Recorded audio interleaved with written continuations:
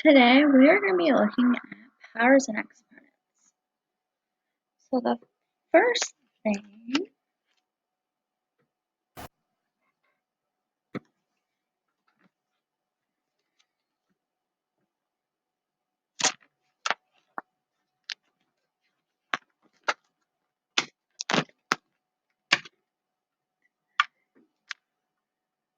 today we are going to be looking at powers and exponents. So we have 5 times 5 times 5 times 5. We want to represent this in a smaller, easier way. So we can write it as 5 and then with an exponent. The exponent determines how many times you're multiplying it together. So we have it 1, 2, 3, 4. We're multiplying 5 by itself 4 times. So we get 5 to the 4th. So a power is a result of a repeated multiplication. So the 5 is considered our base. The 4 is our exponent. And then the whole thing together, a base raised to an exponent, is our power.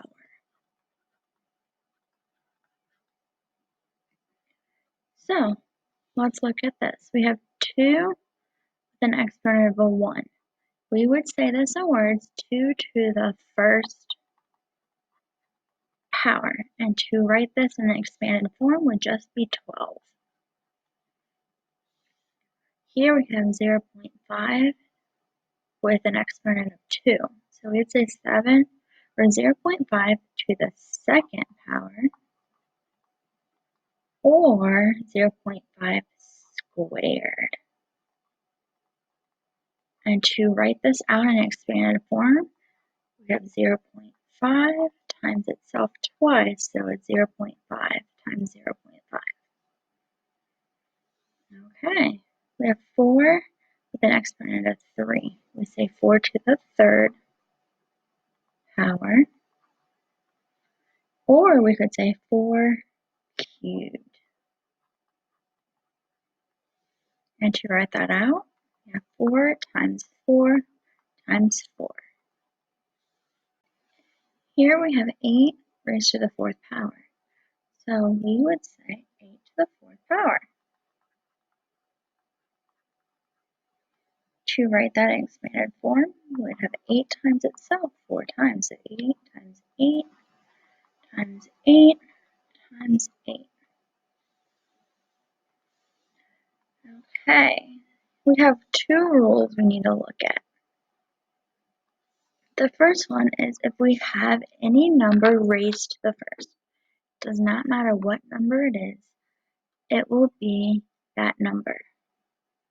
So if we have 3 to the first, that will equal 3. Any number raised to the 0 power, no matter what it is 1. So if we have negative 2 raised to the 0 power, it equals 1. So let's look at some examples. For these 4 problems, we're going to write the product using exponents. So our base is 13, and our exponents will be how many times it's multiplied together. Multiply 4 times together, so it's 13 to the 4th power. Our base is y here, and we're multiplying it 1, 2, 3, 4, 5 times, so it's y to the 5th. Try the next 2, and pause the video, and then come back to see how you did. Number 3, we should get n to the 6th power. Number 4, 0.2 to the 3rd power. The next examples, we're doing the opposite, so we are going to write them in expanded form. So our base is 3, so we're going to multiply 3 by itself 4 times.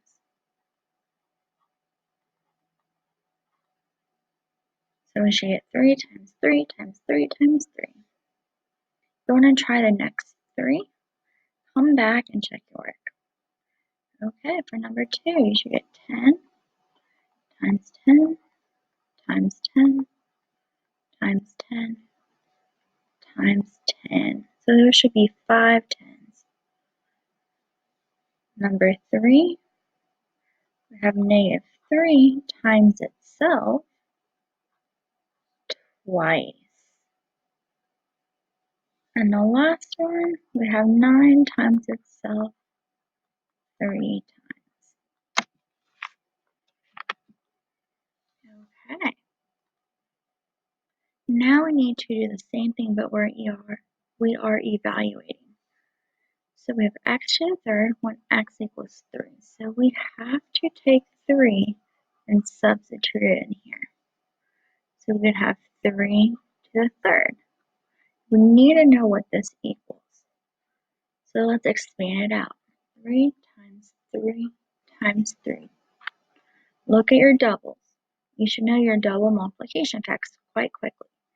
So 3 times 3 is 9, and take that times 3. And 9 times 3 gives you 27. Number 2, we have y to the 6th. So if we substitute it in, we get 2 to the 6th. Let's expand it out. 2 times 2 times 2 times 2 times 2 times 2. Do your doubles. So 2 times 2 is 4. 2 times 2 is 4. And 2 times 2 is 4. Now we're going to multiply these together. 4 times 4 is 16. So now we don't have to think of the problem 16 times 4.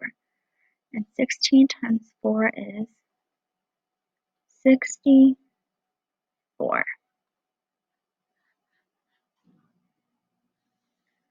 Let's do number 3. Substitute in 3, so it's 3 to the 4th. So we have 3 times 3 times 3 times 3. Do your doubles. So we get 9, we get 9, and 9 times 9 is 81. The last one here, we have x to the first, substitute in 12, and anything to the first power is itself. So 12 is our answer. Okay, let's look at perfect squares. So if we have a square, and we say each side is 1, 1 times 1 gives you 1, so 1 is a perfect square. Now let's look at another perfect square. If we have a 2 by 2, we multiply it, we get 4. So 4 is a perfect square. Now what if we had a 3 by 3?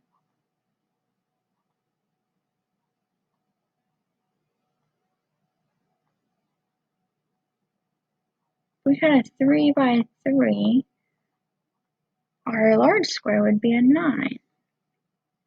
And then I think you would know the pattern here. So 4 by 4.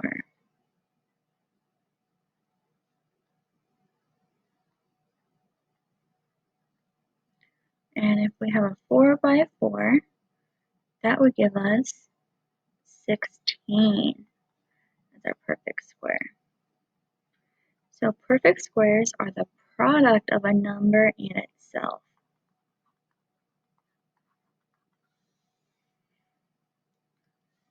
So I want you to pause this video and fill out this chart.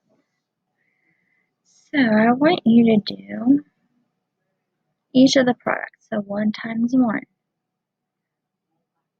2 times 2, 3 times 3. Make sure you put your answers over for the perfect squares. And then once you're done, come back to the video and check your work. So 1 times 1 is 1, 2 times 2 is 4, 3 times 3 is 9. We're going to do 4 times 4, 5 times 5, 6 times 6, 7 times 7, 8 times 8, 9 times 9, and then 10 times 10. And let's keep going. So 11 times 11, 12 times 12,